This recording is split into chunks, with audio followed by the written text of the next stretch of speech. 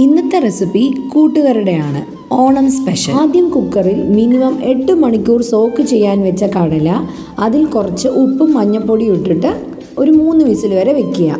ഒരു പാനിൽ medium size അളവിന് ചേന അരിഞ്ഞതിൽ മഞ്ഞൾപ്പൊടിയും ഉപ്പും ഇട്ട് വേവിക്കുക. കൂട്ടുകറിയുടെ പേസ്റ്റ് റെഡിയാക്കാം. അതിനാദ്യം ഒരു ചീഞ്ചട്ടി എടുത്ത് 2 ടേബിൾ സ്പൂൺ എണ്ണ, അതിലേക്ക് 1 ടേബിൾ സ്പൂൺ കടുക്, 1 ടേബിൾ സ്പൂൺ ഉഴുന്ന്, കരിവേപ്പില, കപ്പൽ മുളക്, മല്ലി എന്നിവ ചേർത്ത് നന്നായി വതക്കുക. അതിനുശേഷം 1/4 കപ്പ് ചിരവിയ തേങ്ങയിട്ട് ബ്രൗൺ കളർ ആവണ വരെ നന്നായി വതക്കണം. ചെറിയൊരു കഷ്ണം വെല്ലൂടണം. നേരത്തെ വതക്കി വെച്ച തേങ്ങയും പൊടികളും അരച്ച് ഇതിൽ ആഡ് ചെയ്യണം.